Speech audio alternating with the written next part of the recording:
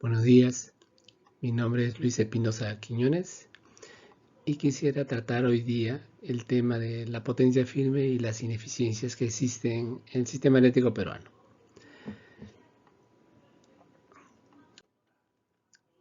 A ver, en primer lugar debemos entender que los generadores eléctricos reciben sus ingresos como un binomio, o sea, dos productos son los que venden, potencia y energía. Los ingresos de energía del generador se asocian siempre con la producción real de la central y están afectos al precio del mercado. Solo existe un mercado de spot que se denomina para la energía. No existe el mercado de spot de la potencia. La potencia se crea para pagar a las centrales de punta que solo operan muy poco tiempo o están en reserva. La central de punta por lo general es una máquina térmica y es siempre la más económica para suministrar potencia. Esa es la turbina de gas. ¿Y qué es la potencia firme? Aunque la potencia es igual a energía entre el tiempo, el término potencia firme se asocia a la garantía de poder entregarlo cuando se requiere. Las centrales térmicas son las que pueden entregar siempre potencia. ¿Ya? Depende del combustible y del stock que puedan tener. Mientras que para las hidráulicas la potencia a entregar va a depender del agua disponible, es decir, depende del clima. De igual forma, en las eólicas, solares, la potencia depende de la disponibilidad del recurso, llámese el viento o el sol. Entonces, ¿cómo se determina la potencia firme en el Perú? Para las centrales térmicas, la potencia firme es igual a la potencia efectiva por un factor de disponibilidad, normalmente del 95%. Pero para las hidráulicas, la energía mínima que en el estiaje, en la época de junio a noviembre, pueden dar las centrales, esta se convierte en una potencia media de hora punta. Y es evidente, por ello, que la potencia firme de las hidráulicas debe ser un valor garantizado como mínimo.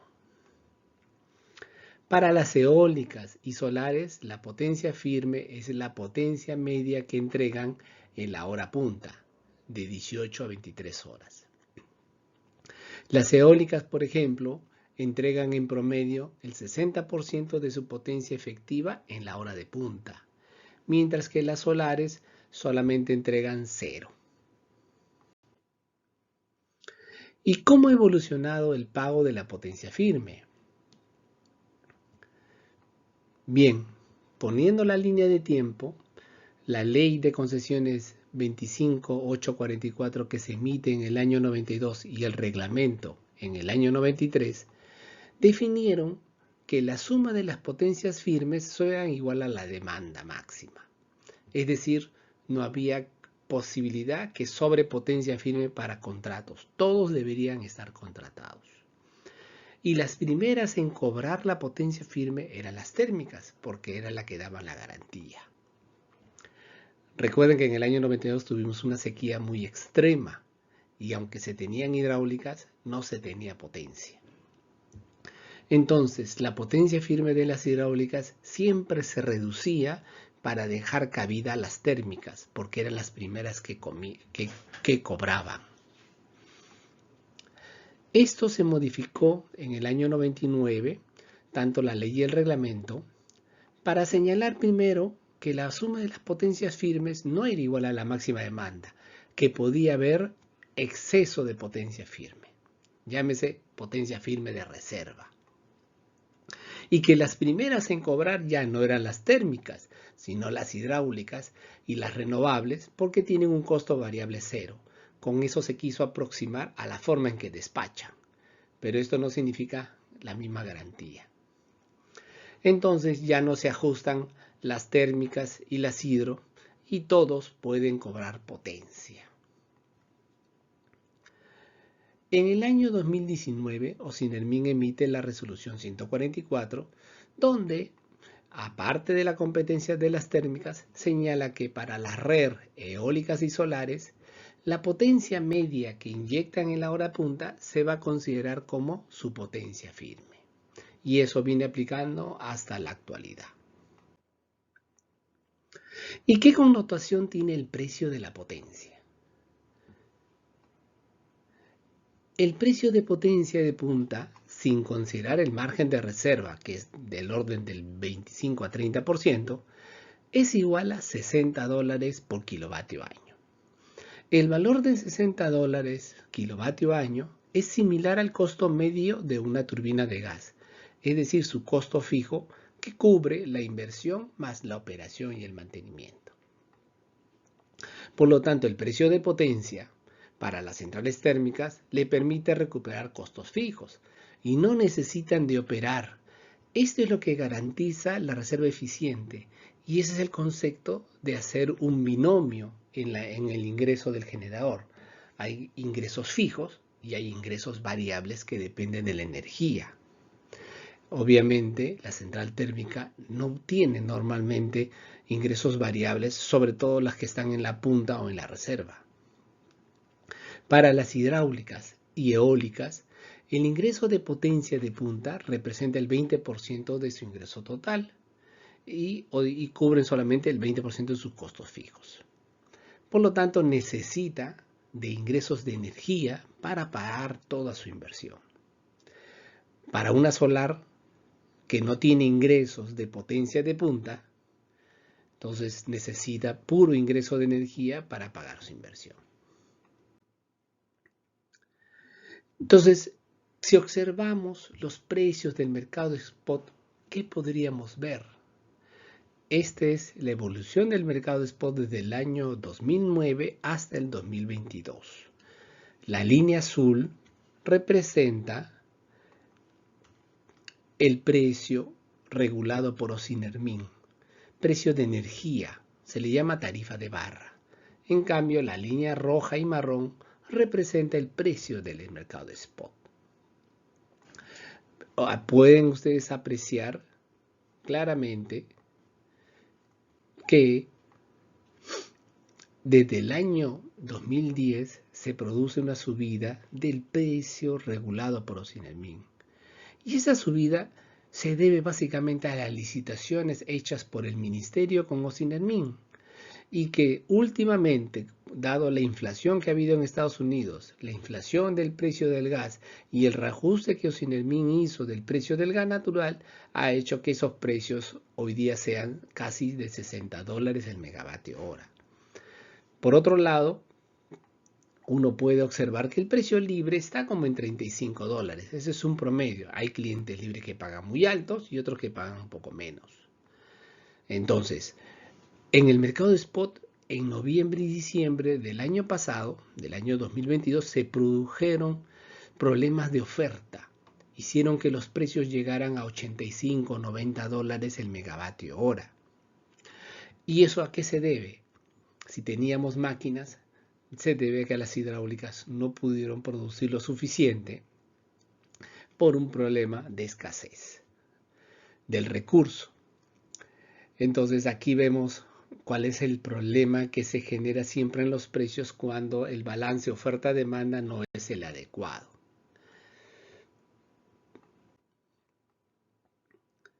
Y para seguir el análisis, veamos la demanda de un día típico.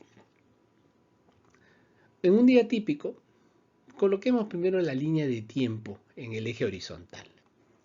Podemos colocar los bloques de energía, donde la altura es la potencia y el intervalo de tiempo o la base es las horas del día o el tiempo. Podemos colocar varios bloques de energía.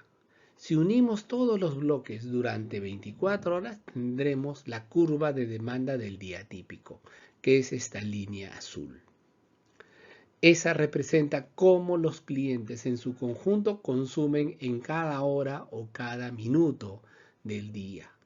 Estas curvas son típicas.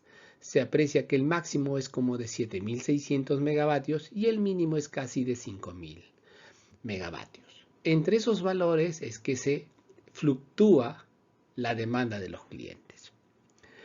La hora de punta se define entre las 18 y las 23 horas. Y si lo vemos en una semana, por ejemplo, tomemos la semana típica del año 2022, observaremos que cada día tiene su propia representación. Tenemos el domingo, que tiene la curva más baja, luego tenemos los días laborables, que es la curva más alta, es en azul, y el sábado, que es un intermedio. La hora punta es lo mismo, y observaremos siempre que en los días laborables es donde se consume más energía, y por tanto son los días que representan siempre los máximos del sistema. Por esa razón siempre, cuando uno habla de hora de punta, siempre excluye el domingo y a veces los sábados, pero normalmente el domingo está excluido del análisis de la hora de punta. Por ejemplo, observando la primera semana de enero del 2022, uno puede ver cómo cambia el patrón de consumo entre el día sábado y el domingo comparado con los días de la semana. El máximo de esa semana fue 7.200 y el mínimo fue 5.000 megavatios. Y si observamos el mes de enero completo del año 2022, podemos ver cómo el patrón de consumo día a día se va ajustando y apreciaremos los días domingos, que son los de menor consumo, y también habrá un máximo y mínimo durante ese mes. El máximo significa el máximo requerimiento de potencia, y es ahí donde a los clientes se les factura la potencia de consumo. Pero si ordenamos todo el año para no hacer este análisis día a día por cada mes, podemos nosotros construir esta curva azul, que se le llama la curva de duración, porque todos los bloques de energía se han ordenado de mayor a menor. Aquí está representado todo el año, que tiene 8.760 horas. En esa curva uno puede apreciar claramente que la demanda se mueve entre un máximo que es 7.600 y un mínimo que es 5.000 megavatios. Sobre eso siempre es atendida la demanda. Esta es una curva muy típica en los sistemas eléctricos. Y si colocamos nosotros, por ejemplo, esa misma curva, pero en el eje horizontal, en lugar de colocar la escala de las horas, colocamos 100% como equivalente a todo el año, podemos observar que el 13% del tiempo la demanda ha superado los 7.000 megavatios. Entonces, esta curva nos sirve para decir en qué momento, qué probabilidad existe de que se requieran máquinas más caras, porque las máquinas baratas, imaginémonos que llegan a los 7.000 megavatios, entonces hay una pequeña producción de energía que se va a requerir de máquinas térmicas más caras. Estas máquinas térmicas son las que van a marginar, van a levantar los precios en ese momento, pero entendamos que esto ocurre en muy poco tiempo. Entonces, cuando uno calcula los contratos a lo largo de un año, tiene que sacar el promedio de todo el año. Y eso hace que los precios normalmente se encuentren entre 30 a 32 dólares el megavatio hora. Entonces, ahora debemos de revisar cómo se comportan las hidráulicas a lo largo de los años. En esta figura, yo represento en el eje horizontal la producción mes a mes de las hidráulicas en la hora de punta, representada como potencia media, es lo que pueden entregar en el periodo de 5 horas de la hora de punta durante todos los meses desde el año 2015 al 2022 para avenida y estiaje. La línea azul es lo que producen las centrales. Se puede dar cuenta usted que entre la avenida es donde aumenta la producción y en el estiaje disminuye. porque en el estiaje no hay agua en los ríos, o sea, baja mucho la producción hídrica. Entonces, ¿qué líneas tenemos arriba? La línea superior marrón es la potencia efectiva, es lo que se tiene instalado. Y la línea naranja es la potencia firme, lo que se ha pagado. Y uno puede observar que uno paga muchas veces más de lo que se inyecta. ¿Y qué significa la línea punteada verde? El mínimo, el valor que sí puede garantizar siempre, o al 95% de probabilidad, que también se le llama. Entonces, la línea punteada nos indicaría que ese debería ser el mejor valor para una potencia garantizada o firme. Entonces, usted podrá apreciar que la diferencia entre lo que se paga y lo que se garantiza es de 2000 megavatios. Esto es para todo el parque hidráulico, descontado la RER, que son como 500 megavatios y es menos. A ellos sí se les está pagando correctamente. Entonces, cuando lo hacemos, digamos, en un valor porcentual, quitando el fenómeno de que hay centrales que ingresan a lo largo de este periodo, uno puede darse cuenta que esta es una curva típica, en la cual el 100% es la potencia instalada o efectiva, la potencia firme es casi un 95% y la potencia mínima es un 55%. Por lo tanto, la diferencia entre lo firme menos el mínimo es un 40%. Entonces uno puede señalar claramente que las centrales hídricas, respecto a lo que se le paga, hay un 40% que está de más. Entonces aquí hay que revisar claramente, hay un problema de metodología o de método. Entonces tenemos ese déficit, que si uno considera que son 5000 megavatios por 40%, eso da 2000 megavatios. Entonces, ¿por qué es importante analizar eso? Porque el déficit hidráulico es lo que fuerza a la instalación de capacidad. De nuevo, reflejemos solamente un año. Los meses del año están en el eje horizontal, separemos meses de avenida y estiaje. La línea azul nos muestra cómo en promedio producen las hidráulicas en el Perú y podemos darnos cuenta que hay un déficit. Ese déficit es capacidad de generación que debemos tener y esas térmicas tienen que estar instaladas. Y si son más baratas, o sea, si usan gas natural, darían costos marginales más baratos. Pero esta energía nunca la entrega la hidráulica porque no existe. Pero lo curioso es que esa energía uno paga potencia a hidráulicas que no la están dando. Eso hace ineficiente el sistema.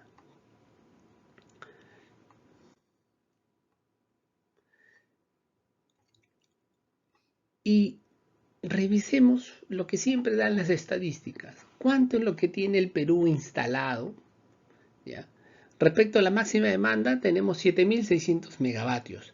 Y se dice que tenemos instalado o en efectivo casi 13000 megavatios. Pero, ¿dónde medimos la disponibilidad, lo real? En la hora punta, cuando se produce el máximo. Y cuando se produce el máximo, las hidráulicas producen menos. Las solares no producen. La eólica produce menos. Todas las renovables siempre están afectadas. Las únicas que están en capacidad de atender la demanda son las térmicas. Por esa razón es que antes se les pagaba primero a ellas, porque es la que tienen la capacidad de darlo. Pero con la modificación se paga primero a las hidráulicas y renovables porque es la forma del despacho. Aquí está ordenado todo como si fuera el despacho.